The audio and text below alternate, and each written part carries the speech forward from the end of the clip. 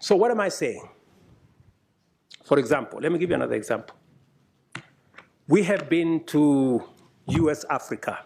We have been to some other engagement with other countries. Now we have been invited for Russia-Africa summit. We have made a decision, very respectfully as heads of state in Africa, that any engagement with other partners must be an engagement of equals. And for it to be meaningful, if we are going to meet the president of a country, we have organized ourselves that the Troika is going to represent Africa. The chair, the current chair, the past chair, the chair that is coming, and the heads of our regional economic commissions, about 6, 7 people. But what happens? Continuously, when others want to engage with us, they don't want to deal with the Troika. They want to invite 50 heads of state. So we go to a meeting, just explain to me what kind of outcome you expect where 50 heads of state are sitting. Everybody is asked for speak to 1.5 minutes. You speak to for 1.5 minutes. What kind of engagement are you going to get? You're going to get nothing, right? The best that you get is photographs.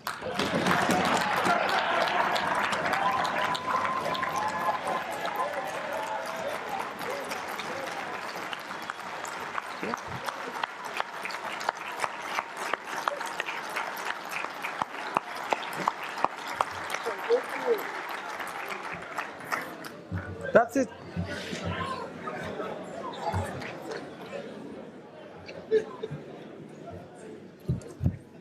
Precisely. You get these photographs. They normally line us up somewhere, you know, crowd of 50 heads of state. You know, and that's all we come home with, you know, because there isn't time to engage any serious country that wants to engage with Africa, yeah, must respect first our architecture. If we have said we are going to be represented by the Troika, why are you inviting 50 people unless you want to sabotage the whole discussion?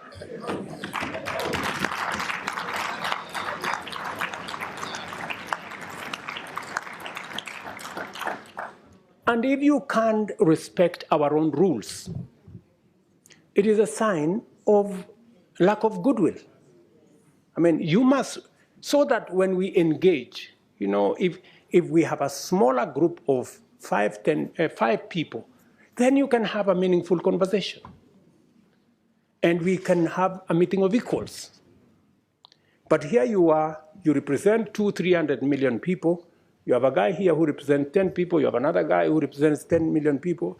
Then that conversation becomes, and some of the time, you know, the most unfortunate thing is that some of the people who invite us to these meetings tell us, if you don't come, there will be consequences. So all of us are forced to go to a meeting that has no meaningful outcome because of blackmail. This is not right, good people. You know, this is not okay, you know? So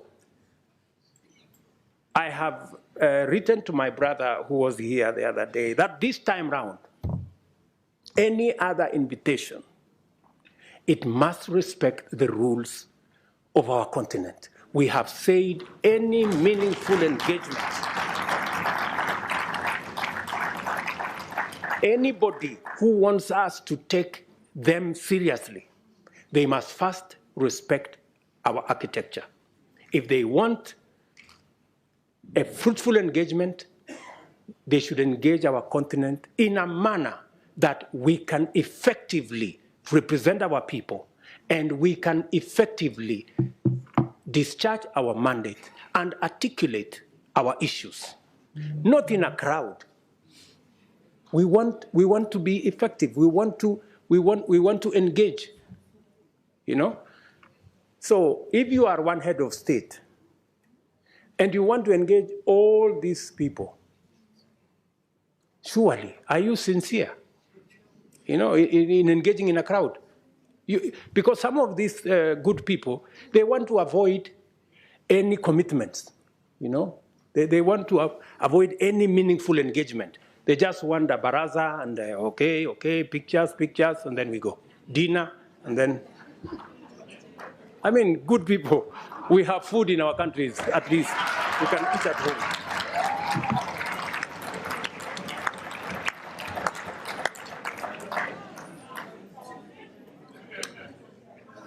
The Africa Union reform agenda must therefore become a priority this session.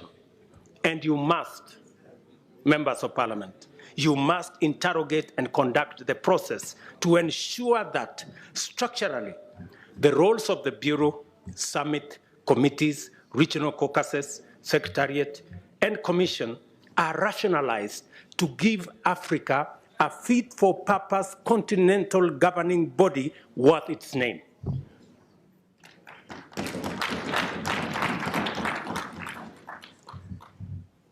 To do so, this Honorable Assembly must urgently review the funding arrangements to ensure that Africa Union budgets are financed primarily by members and secondarily by external partners. In turn, this will require a mechanism where Africa Union member states are up to date with their contributions with regard to all our commitments.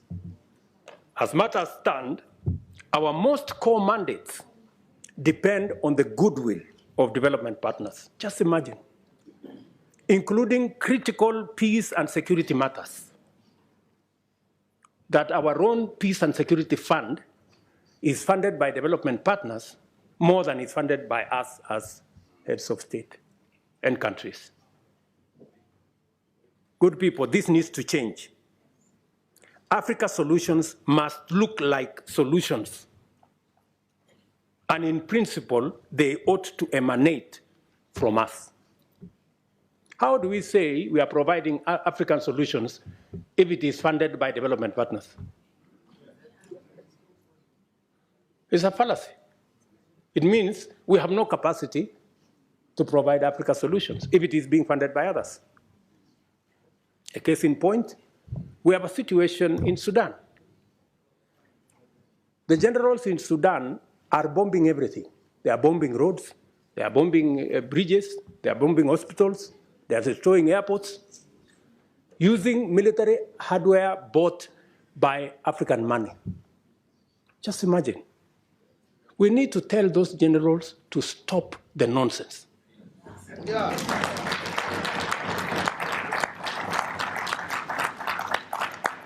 Military capacity is for fighting criminals and terrorists. It is not for fighting children and women and destroying our own infrastructure.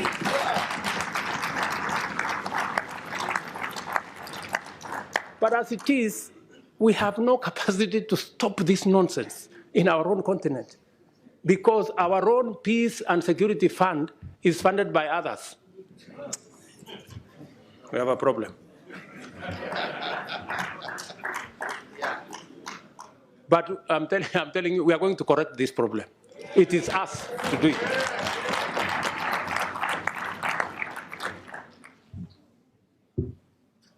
Let me also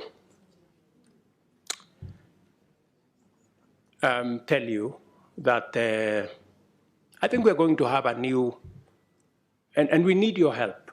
You know, we need your support. You must take up your role. You know, you must take up your role and make sure that our executive, the people running the Africa Union, are held to account.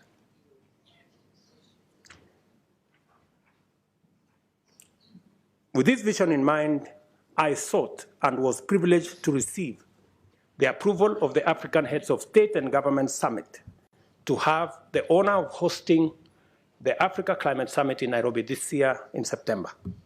This will be a major gathering of African and global leaders to deliberate and consolidate a clear African position and clear African voice as we project our agenda in the global stock take engagements and the build-up to COP28. The summit also provides an opportunity to highlight and forge consensus on the modalities of unlocking Africa's vast potential to positively impact the climate agenda and rally the world to tap into the numerous opportunities that Africa presents towards global net zero. This will not be another morning summit where we are mourning about our situation. We are going to boldly tell the world we will contribute positively to a solution, and we have what it takes. I invite you all to Nairobi to join us at that summit and to take part in that broader journey and vision. For Africa to hold meaningful discussions with global partners, I have told you, Africa heads of state and governments have resolved that partnership summits by external parties shall be reviewed with a view to providing an effective framework for African Union partnerships. And we are going to work together in that manner. Another proposition I want to make to you is the United Nations. This is an important forum for transacting global affairs in diplomacy, peace, security, and trade, among others. But Africa, a continent of 1.2 billion people and a GDP of close to $2 trillion, finds itself disadvantaged by the current configuration of the UN Security Council, a configuration that was established 80 years ago, before the Second World War. But the world has since changed tremendously, we all know. Countries that had not become self-determining have since attained independence and are making a huge contribution to their people, continents, and the world.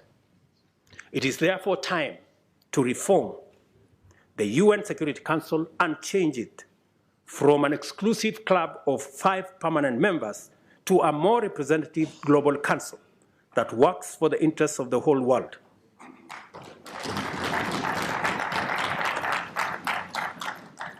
We have said Africa must have, at the minimum, 2 permanent seats at the Security Council. And by the way, we are being very modest. Yeah, we are being very modest because we are understanding. We must therefore work together to make our continent prosperous, for that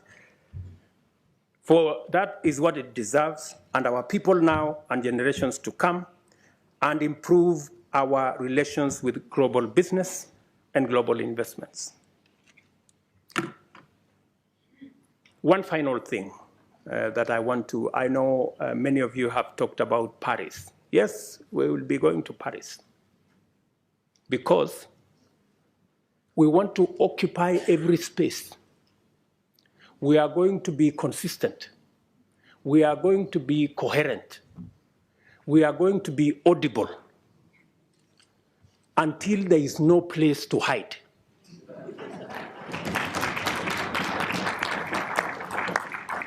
Yeah? Until the conferences are stopped. Otherwise, we will make them noisy, we will make them messy, and there will be consequences. If we are not heard, we are refusing to stay on the margins anymore. Yeah? We want to be at the table. Because we are told the risk of not being at the table is that you could be in the menu.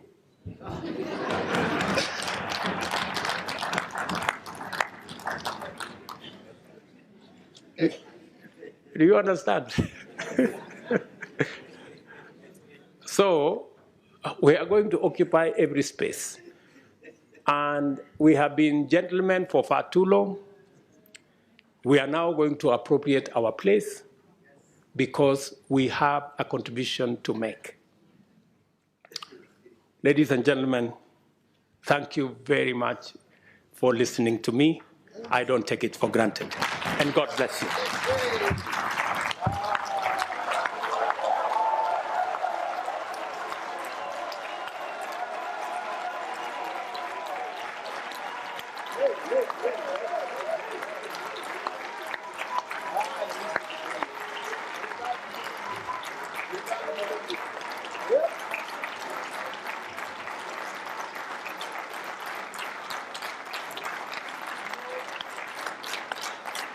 Thank you.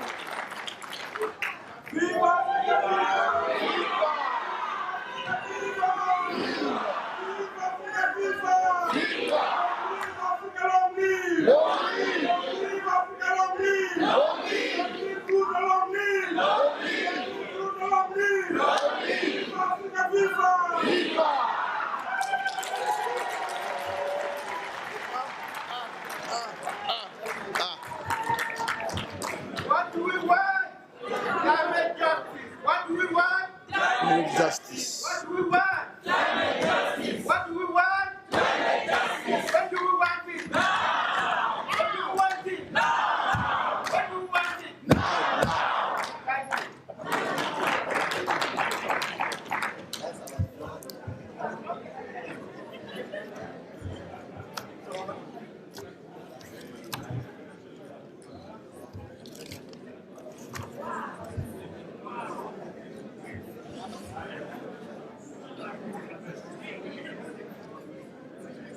I have nothing to say. I have nothing to say. I have nothing to say. Hey! Hey, hey, hey, hey, hey, hey, hey, hey, hey, hey, hey, hey, hey, hey, hey, hey, hey,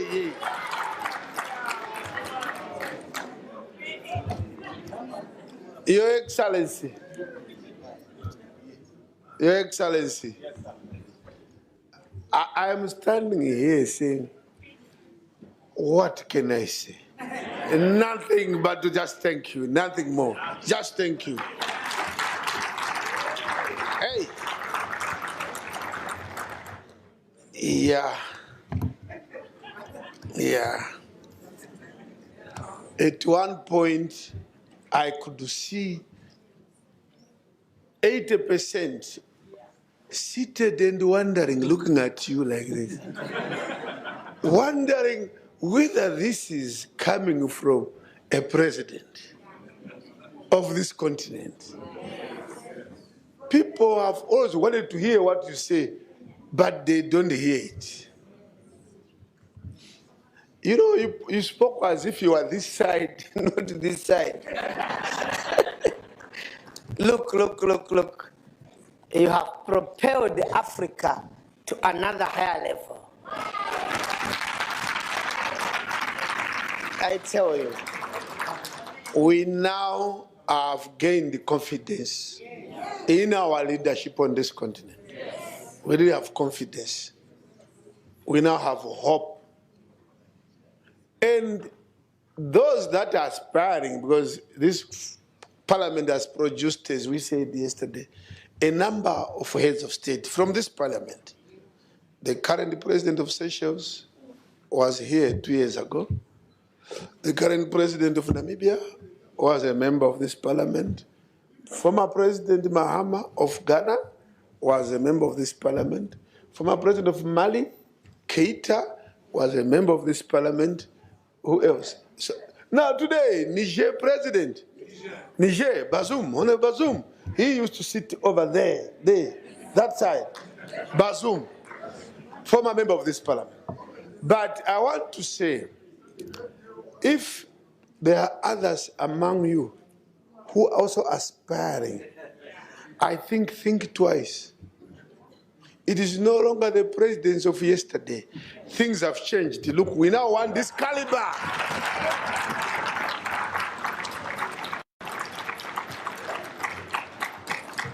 This is the caliber now we are looking for.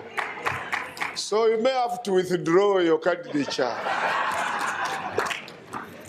Anyway, if you listened properly, and all of you listened, this can be a speech, a talk, but in my language of academic life, this is not a speech. It is a treatise which lives forever. Treatise.